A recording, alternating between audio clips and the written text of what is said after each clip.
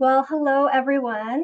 My name's Michelle Petry. I'm a faculty librarian, and I am filling a new role on the assessment team this year, and that is sort of a developer for assessment for research kind of needs. So without further ado, I just wanted to go through a couple different slides to kind of talk more about what our vision is for this role, so why this role exists now, what resources the library has, the college has available to faculty and staff to develop assessments and interventions, and then what type of assistance can the assessment librarian provide? What does that look like?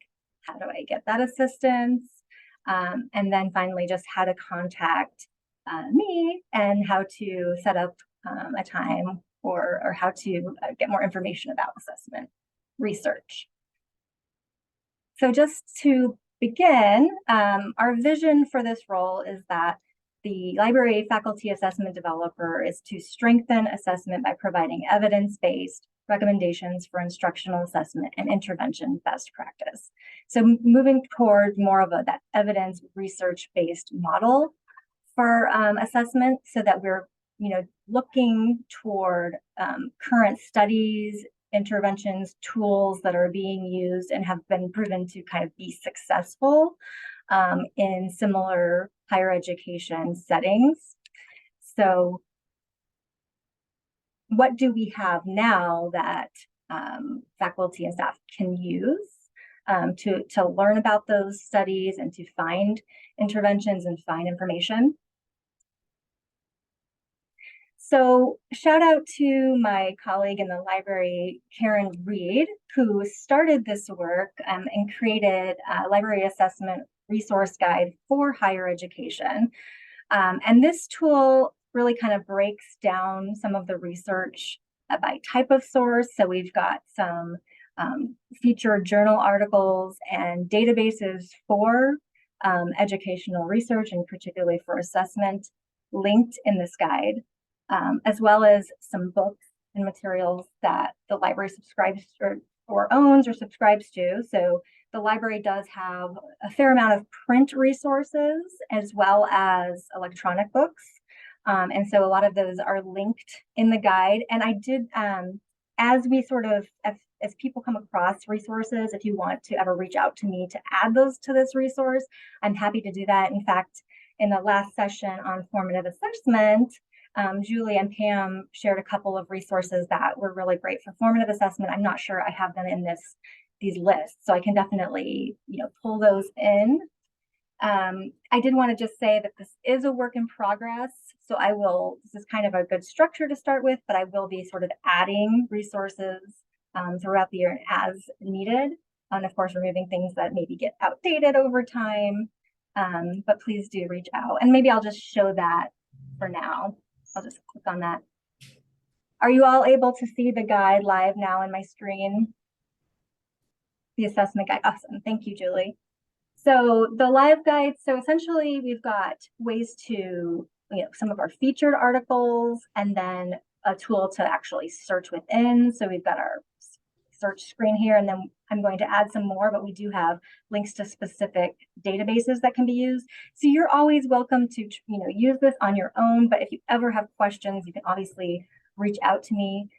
And the featured articles, at this point, I've really just got some recommended resource, and they're kind of all over the place, but what I really want to do is create some subcategories here for either different discipline or different learning outcomes or particular types of assessments. So if you have any feedback, please let me know like what you'd like to see here, how this could work for you or work better for your needs.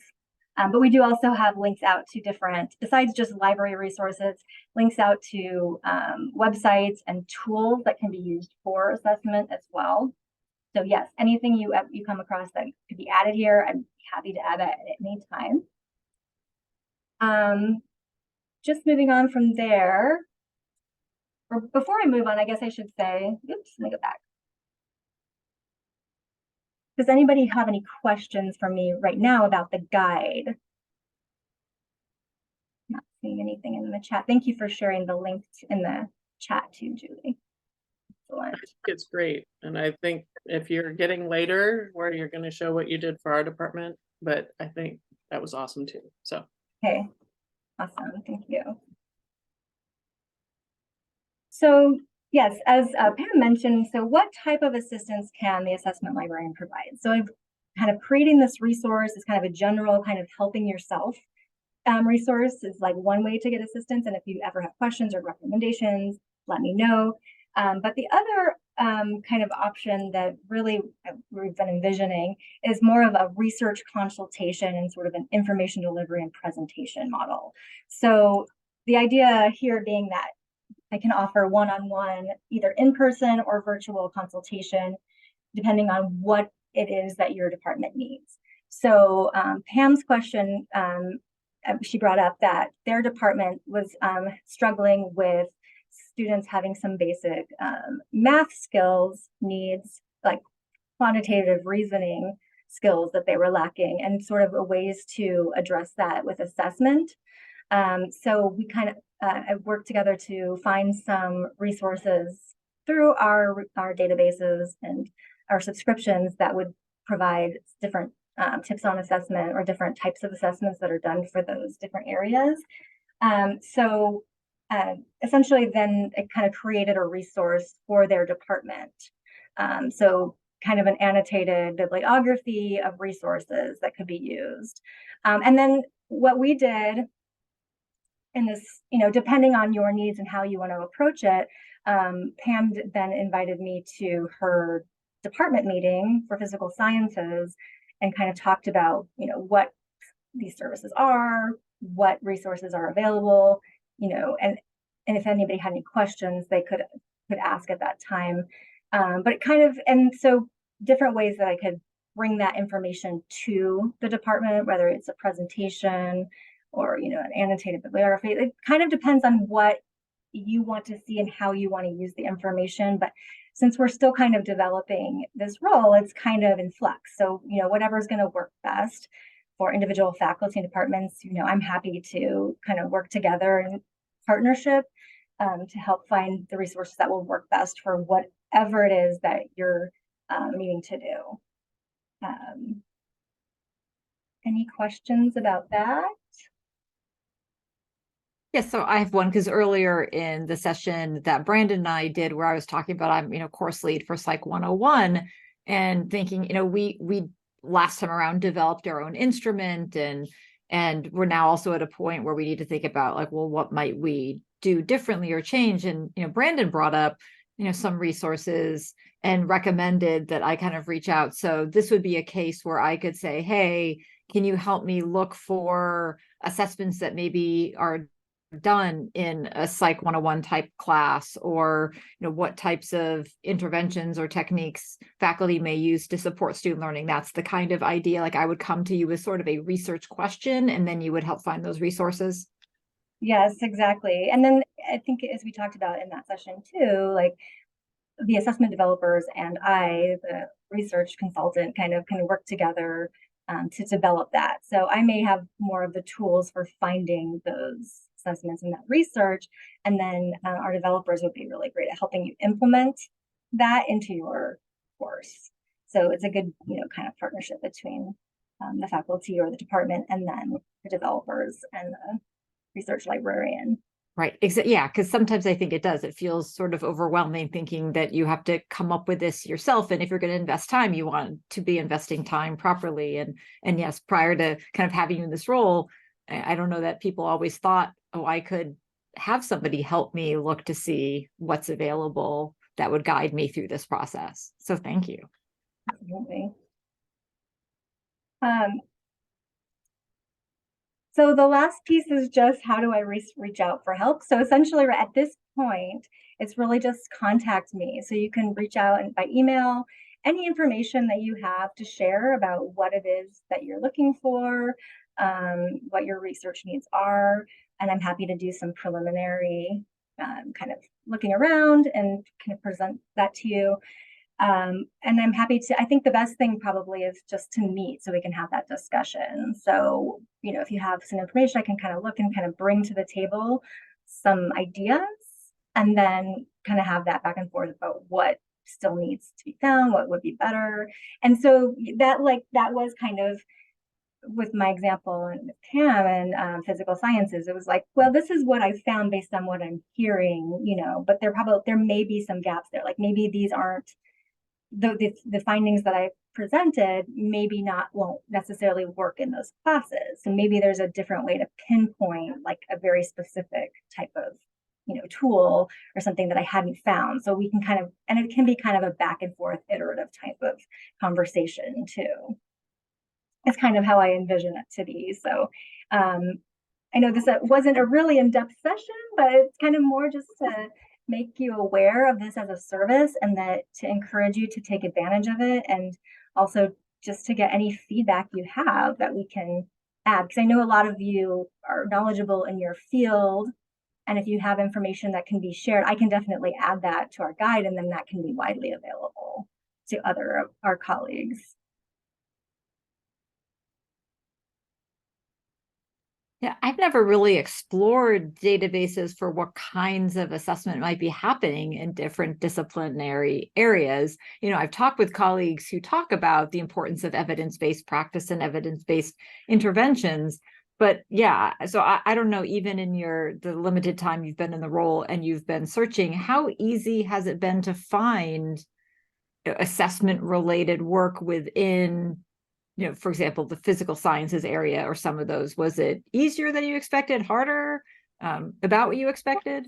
Yeah, and the research really was kind of all over the place because it was like there was some information coming from like more general education journals, and then there were some that were coming from science education journals, and then there were some that were coming from assessment, you know, journals themselves. So I was encouraged that I found quite a few, but then, you know, then sometimes you end up running into, like, for instance, like the physical sciences thing, a lot of the assessments that they're using to look at quantitative reasoning are sort of proprietary type assessments that they've developed, like that sound great, but it's like, then it's kind of like, let's see if we can find that tool. And then it's kind of like you need to do an IRB kind of study to access it. So it depends, like that's the sort of things that you might come across. And then there might be like, you know, following and going down the rabbit hole, but sometimes it's, you know, maybe you're looking for something more simple. Like for instance, one of the things in one of these studies, it mentioned, I can't remember, they had all these different names for different ones. It was like like um, uh, quant test or something. I found some research on going further down on this online that are basically it's a 20 question exam. It's a 20 question test, and like these are some of the elements that are there. So in a way, it's like you could probably create something similar just based on information you're finding out about it, rather than necessarily getting access to that. But I mean, it is some of that too is very interesting. Like if you were able to be part of that study and go through the IRB, it's an option, right? So it's interesting. Because something that is discussed again in some of the national assessment spaces is that there really isn't a lot of research on this. You know, faculty often use our intuition, and we may have very expert intuition in these spaces because we've been doing it for so long. But on the same token, you know, if there's ways that we can look at what there is more evidence for, you know, we want to be spending our time doing things that, you know, we have the highest hopes are going to work. But it is, yeah. And I know, speaking on behalf of an IRB member, I'm happy to support anybody who wants to do IRB research, although typically in assessment, luckily, we don't need to do that because it's internal. But that is an opportunity to potentially connect with colleagues at other institutions that I hadn't really thought about. I had a similar question, Michelle. Have you noticed any trends as you're doing the research of things that other schools are doing or types of assessments that seem to be used more often than others? Trying to think like off the top of my head, what's Sorry, I put you on the spot. No, you did. More than others. I mean, so our guide is really kind of more general, right? So we Okay. have more basic information about like formative versus summative type assessment.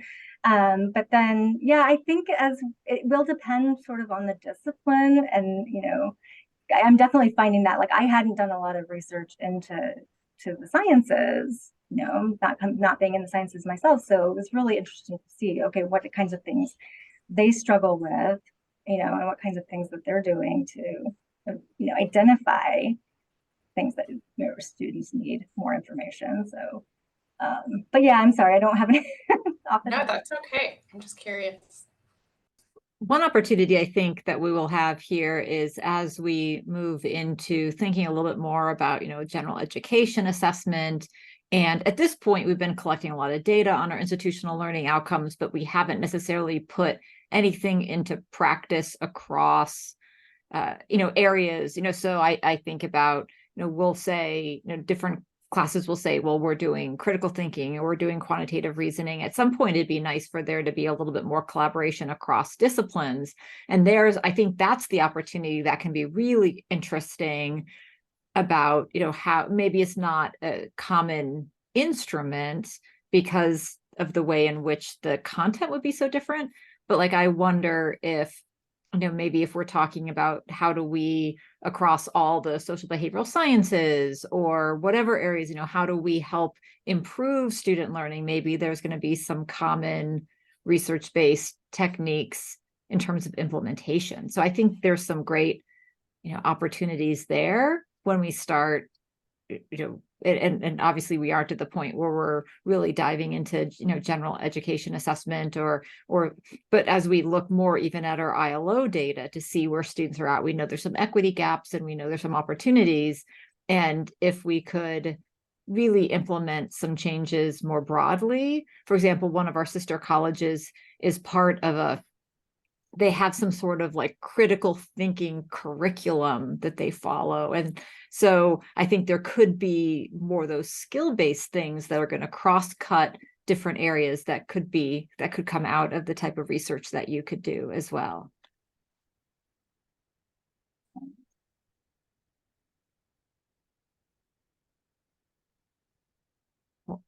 And I'm excited that the collaboration. One of the things I love about assessment is the collaboration that we can do with everybody. And, I've always had great collaborations with other librarians who've served on CART and, in the capacity as a DAC.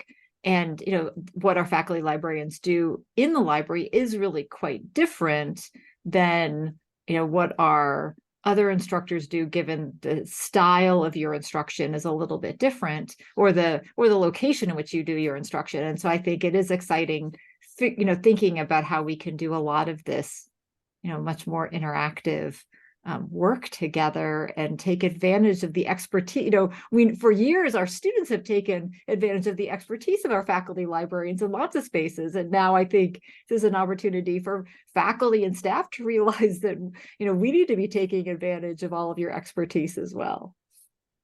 Thank you. Yeah, absolutely. I'm super happy about the collaboration. And yeah, I think it can really serve our students well. Well, on that note, we are actually getting close to the end of our time today. So I will do just a few closing remarks. I do want to thank Michelle, not just for this presentation, but for actually becoming a key member of our assessment leadership team. And really, a difficult role in terms of actually having to define the role and what it is and what she does and how she fits in to the work that we're doing. And so thank you very much for all of your space, or all of your, time in that space. For those of you, because I think there's at least one new person in here, so I'm going to drop some items into the chat. So to complete today's activities, what you're going to do is you can go to our Gaucho site and you can get to everything associated with Fall Assessment Day on our Gaucho site.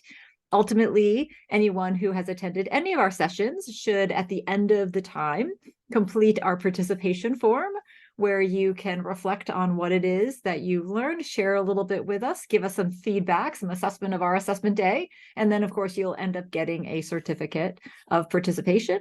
Then if you do really want to level it up or make an even stronger assessment day, you can submit on our Padlet how you've either done a stronger assessment or ways you think you could do a stronger assessment. So for example, you could talk about a way that maybe you could reach out to Michelle and gather some and work with her to get some information as you implement some type of a change. And I guess we should mention that the change you're implementing doesn't have to be your formal assessment that you're doing through course assessment or anything else. This could be anything in your class that you want to address. Remember that our faculty librarians are there and have this expertise to guide us in places we may not always be aware of. But if you do want to level it up and talk about something like that, you can post to our Padlet and you can either earn a holographic sticker or a little magnet celebrating stronger assessment and assessment day. And on that note, I'm going to thank everybody for attending, and I appreciate you coming and learning, and hopefully many of you will be reaching out to Michelle to make use of her faculty librarian assessment leader services. And I hope everybody has a great rest of their day. Thanks, everyone. Appreciate your time. Bye.